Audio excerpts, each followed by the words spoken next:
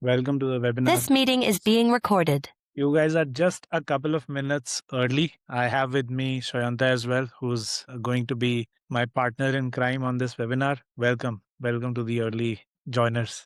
Hi, everyone. Good morning, good afternoon, good night if you're joining from the eastern side of the world. But I'm Shayanto, one of the co-founders and the CEO of NREV, uh, and very excited to be a part of this webinar. We did quite a bit of homework on the kinds of workflows and LinkedIn automations that are working for companies across the world. So I'm really excited to kind of talk about them and hopefully get some feedback and inputs from you all as well. I really wish that this session is interactive. We get to talk to each other, which is why we don't like doing a typical webinar when only two people are talking. It's one where feel free to kind of raise your hands and join in the conversation, ask questions as much as you want. We'll be happy to kind of dive deeper into certain areas, answer some questions, and move on from there. Awesome, awesome. So quickly, before we begin, Shayanta, if you can introduce what NREF does, and then I'll get into some of this as well, and why we even thought of doing this webinar. What was the whole, change that you're seeing in the market? Yeah. Firstly, a little about NREV. I think the easiest way to kind of describe NREV is it's like a love child of N10 plus K, but it's kind of controlled with a prompt-based interface, which means you don't have to understand how workflows work. It's basically like a Claude that builds on top of the entire e- the entire like workflow ecosystem. Right now, the interesting part that I've seen over maybe the last 4 to 6 months, I feel, is that just like email happened to become a very cluttered space because of cold outbound, which was happening in volumes due to all the tools that we have at our disposals now, LinkedIn is becoming the same. It's so our inboxes, as all of y'all might know, that is kind of getting so many cold outbounds each and every day that it's kind of difficult to sift through the important ones or even kind of pay much attention to any of these messages. Couple of things that have really made a difference is I don't know. I'm glad someone switched on the video. Yeah, again, like the session's about being as interactive as possible. So let's kind of keep it that way. But yeah, what I was saying was now, how do we still capitalize on LinkedIn? I feel that it's not just those mundane signals that we kind of utilize as in, saw you just hired a BDR or, just saw that you joined a new organization. Instead, we'll talk about some creative ways in which we can, trigger certain outreaches based on all these different signals that we find from companies. And we'll definitely not talk about the mundane signals, hiring, firing, or anything of that sort. And next, I think one very important point is from shifting from messages to voice notes. It kind of becomes game changer altogether, I feel, because if you just notice the difference in people engaging to voice notes which are personalized versus just simple messages, at least one in part of a campaign of a few, reach outs, I feel that makes a huge difference. So that's one of the reasons why Saurav and I have decided that we should talk about these changes that are really working in the industry. Yeah, yeah, awesome. In fact, I think Shanta's being a little humble. When I first saw his workflow, we met in Bangalore when I had not yet moved to Bangalore for one of his webinars that he was doing. When I first saw his product, it was like being able to finally build workflows without needing like a 4-year degree in N10, right? Like you can just talk to the AI, and the AI essentially builds the N10 workflow for you. And it's very magical once you really start seeing it, because then whatever you can potentially think of, the AI can help you build it, right? And this is brilliant, because then the only limit is your imagination, right? For example, if I wanted to monitor who's liking my competitors posts or who's engaging with my competitor salespeople on LinkedIn, I can just grab that intel by just talking to the AI. So it's becoming so impressive that it makes you really feel like you're living in the future. So it's an amazing product. Now, quickly, a little bit about me.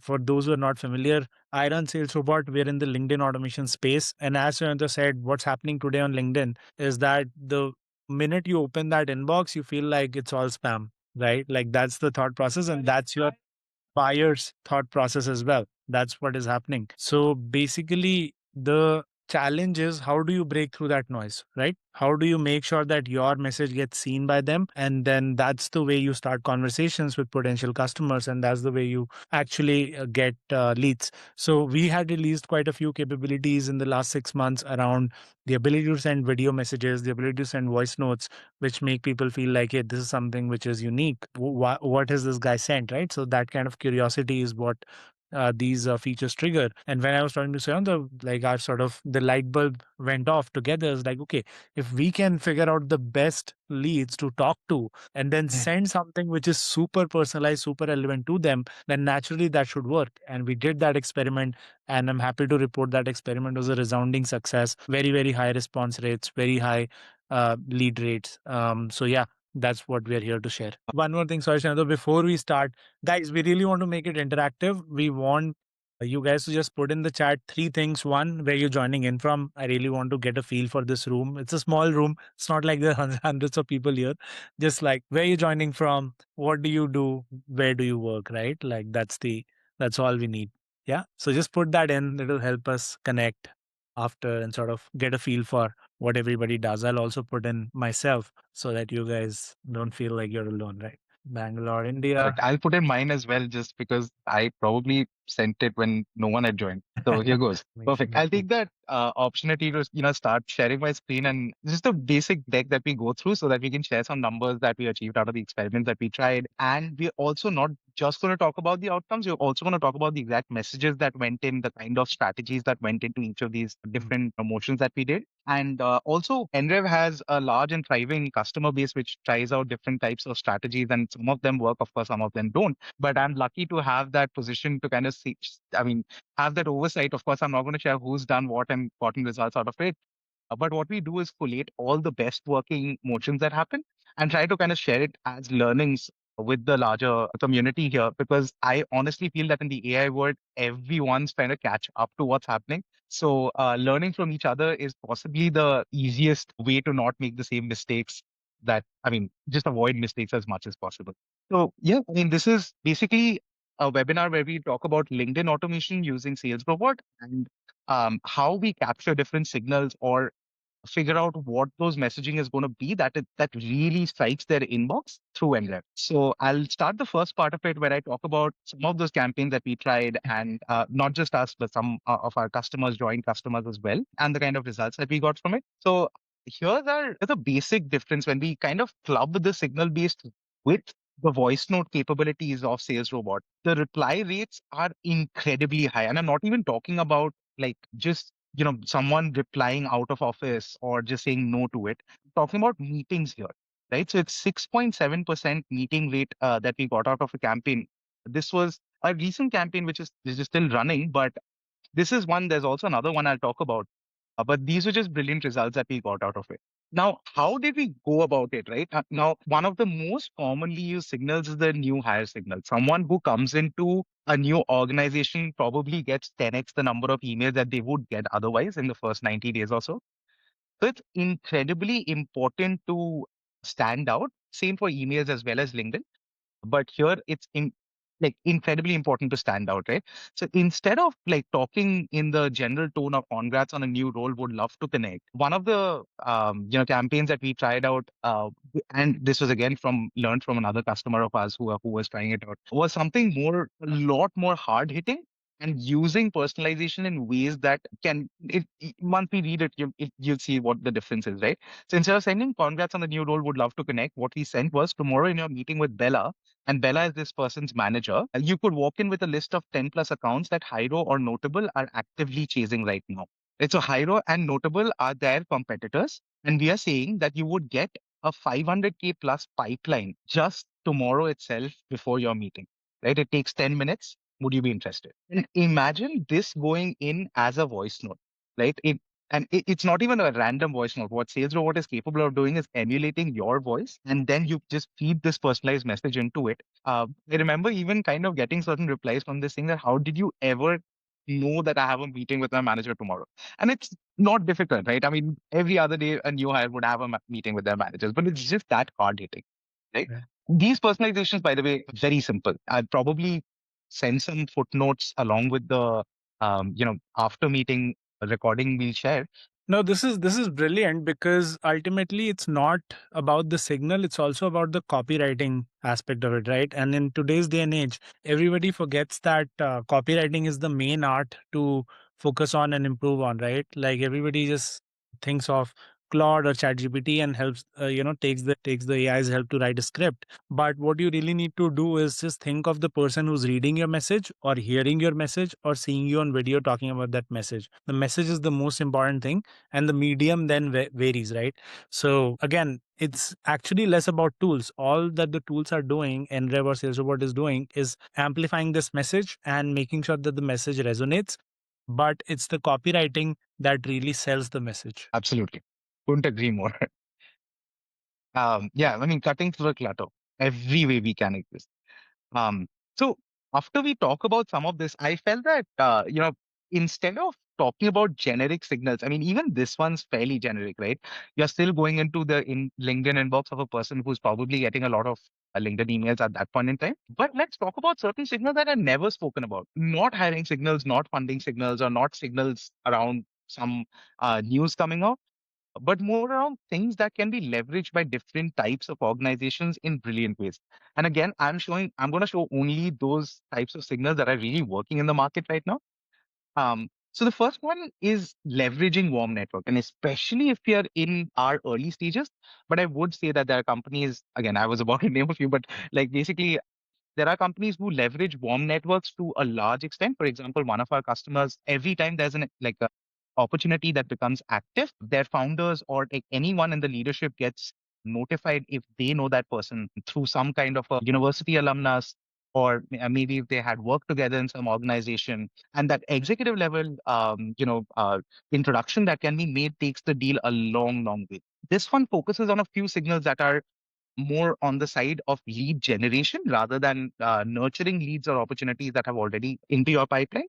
But yeah, I mean, today, like this setting this up, like basically tapping your alumni networks, content engagers, and profile and company visitors out of like any kind of warm network that I've seen being automated or seeing workflows be creating out. I feel like these three have shown by far the maximum results.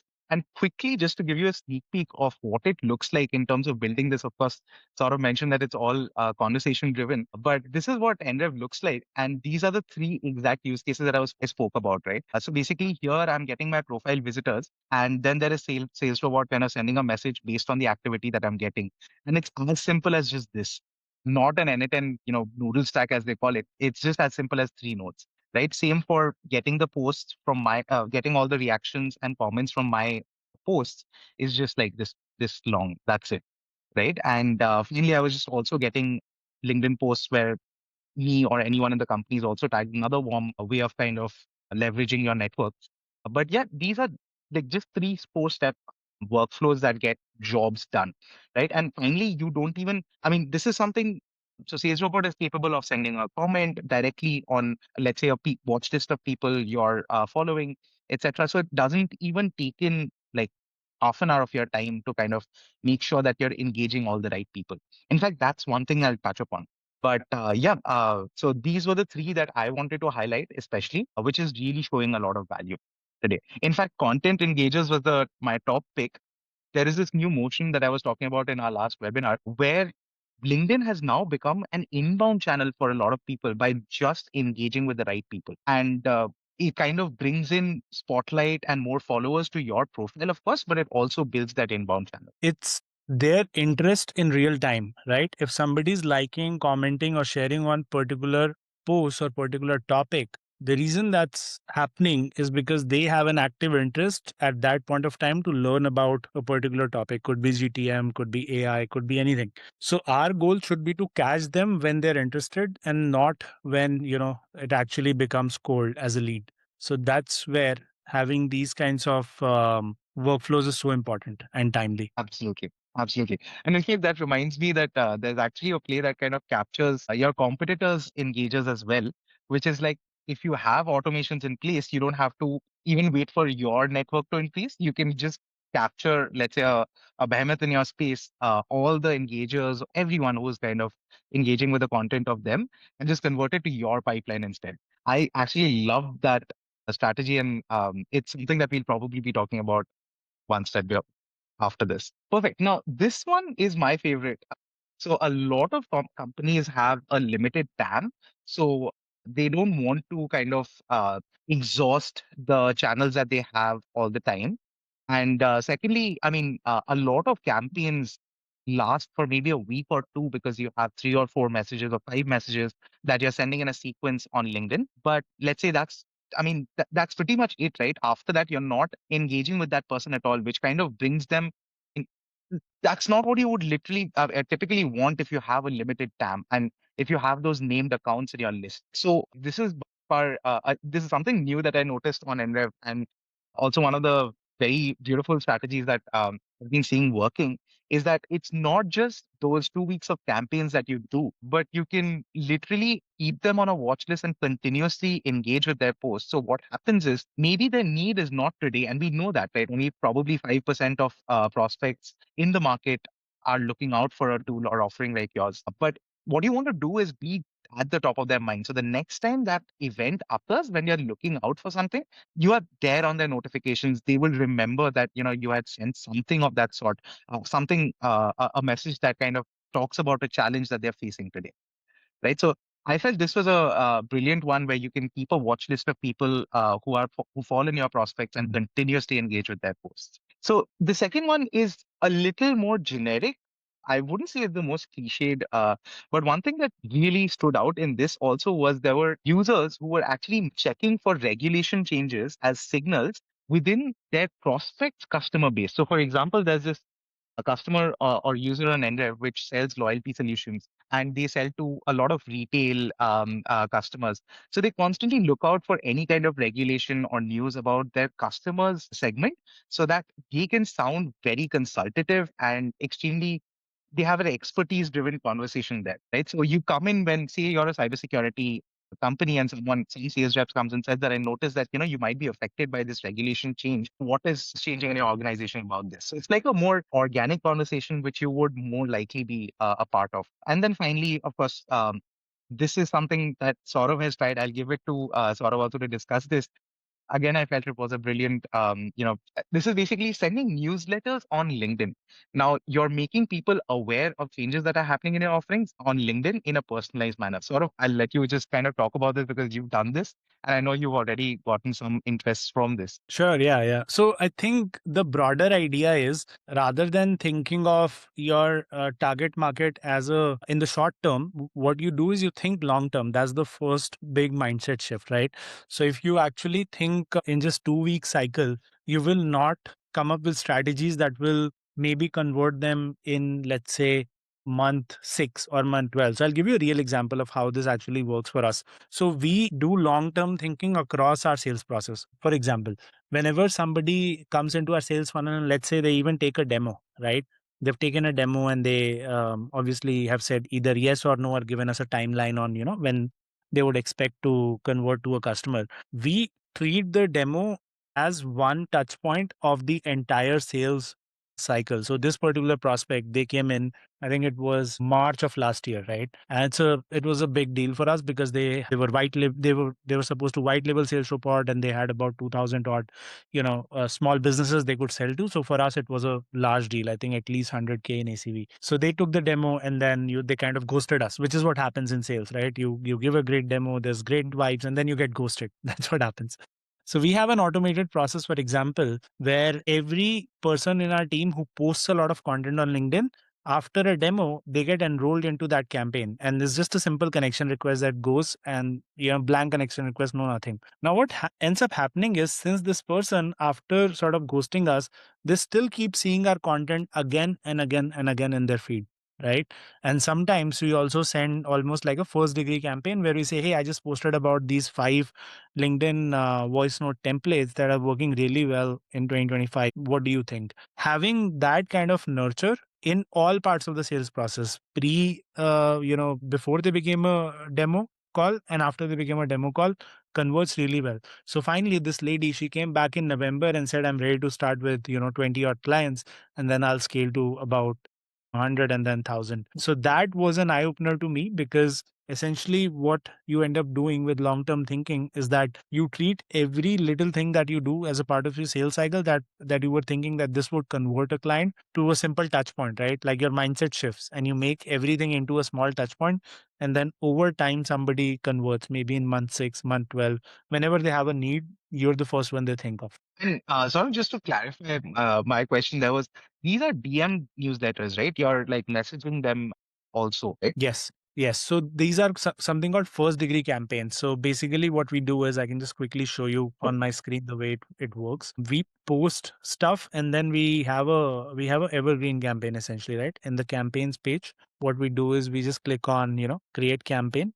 We go ahead with LinkedIn. Let's say I'm an advanced user. These are people who are, constantly connecting with us. So first degree. And then we just add from a LinkedIn search, and the search would involve basically your network, right? So what you would do is just go to your network, right? This one. And instead of all the people, you just select one, your ICP, and two, your, yeah. So first degree. And the second thing you need to select for is these are people who are your ICP. So you don't want to reach out to your, ex colleagues and start sending them messages about LinkedIn DM templates. So job title for us could be, for example, head of sales, right? Like these are good job titles for us. So this is how we end up with the relevant list. We just pop that in. And then when you're creating a campaign, you don't create a one shot campaign. You make it much more long term, right? So you just save and continue. And then, yeah, this is where you build out like a 30-day delay. So let's say, hi, first name, I posted about XYZ, and we already have our content calendar ready. And that actually helps. And then add step after, and let's say add another message 14 days later, right? Like, hi, first name, and then basically edit the delay. So this is what I'm talking about. You can have as many messages as you want, but with long-term delays. So rather than thinking about converting a person within 14 days and sending them like 5 messages in a span of 14 days, what is way more effective is if you think a lot more long-term, and then you just keep nurturing them through those, one message every 14 days. Or even we do a lot of campaigns where we have one message every 30 days, right? That's it. We don't want to push them to do something they don't want to. Absolutely. Makes sense. And I honestly also feel, sort of, we should try this where we pick up like signals in the middle and then kind of based on what is happening in the last 30 days, also kind of personalize and send them the next newsletter based on that. Right. So definitely something that at least like this long-term thinking thing, I've seen this work, especially for companies that have like a target set of accounts. But yeah, in general also. Right. And I mean, automation doesn't cost much. So it's just simple, let it do its job and just reap the benefits out of it. Perfect. And the last bit of signals that I'm going to discuss are probably the signals that overall over the long term has worked quite a bit. So the first email that I showed, this one where we say that 10 plus accounts that I wrote notable are actively chasing right now, this is actually possible. You can find out which accounts your competitors are chasing on LinkedIn or are selling to on LinkedIn. The only caveat being that your sales motion or your competitor's sales motion or in your industry, the sales motion should have some degree of engagement on LinkedIn. In the sense that if you're selling to, let's say, some kind of government institutions, you are probably not going to find much value out of it because most government deals don't happen on LinkedIn. Right. But otherwise, if you're selling to anyone in the tech domain, one who's in the service, a lot of people in the services domain are also very active on LinkedIn. So it definitely it makes a lot of sense. So what happens here is you're basically tracking every single engagement of your competitors' sales reps with the target persona that you have. So for example, if Sales Robot, for example, say it sells to CROs and let's say they find that HeyReach is talking to some CRO or sales rep in HeyReach, account executive in HeyReach or a BDR in HeyReach is talking to a CRO, it is more often than not to sell to that person. So that is what you can capture in terms of company evaluators, and then basically just go under the carpet and steal that deal from your competitors. It's like the most satisfying thing that I've seen happening. In fact, I've seen companies having like 12-month sales cycles convert these half-sold deals in like 3 months, in a quarter, and it's not even looking more than that horizon, right? This one I think we spoke about a little bit. This is again taking away from your competitors that funnel that they're creating through their posts or their content. So you're just not collecting everyone who's interacting with your posts, But since you know what that post was about that your competitor posted about, or let's say any question that that person is asking in a comment, or if there's just a reactor, you can take the context of the post itself.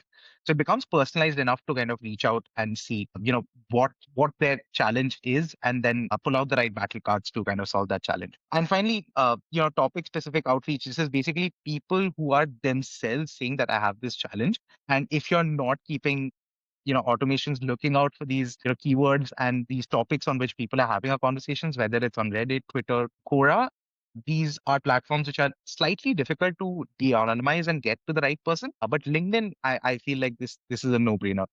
We should honestly be in a constant lookout for who's talking about challenges that are offering solve. Right. So those are the primary workflows that I've seen yielding a lot of value to our, to the user base of NREV and Sales Robot. After this, I'll let Saurav describe what is done out of these signals, because I mean, no signals make sense without it being actioned on, right? It just lies in a K table for you. It will make no sense at all. So let's sort of talk about the kind of strategies that has worked for him and others on using Sales Robot. So go ahead, Saurav. From my perspective, what we have seen is ultimately the most important thing is how do you stand out from the noise, right? And if you have a simple text-based message, then you are unfortunately a part of the noise, right? That's pretty much what it is.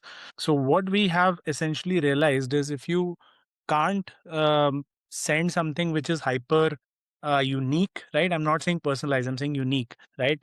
Then that essentially becomes very difficult for you to stand out from the crowd. So in terms of voice notes, what is very important is the first, not even 8 seconds, I would say the first 3 or 4 seconds, because what has happened today is that the attention spans are down massively, right? Like everybody just wants sort of the payoff within the first 3 4 seconds because they're all addicted to TikTok and Instagram reels, and that becomes a major problem, right? And basically then what you need to do is within the first few seconds you just need to be able to come in and say, hey, this is my reason for reaching out, and I can and this is how I can help you.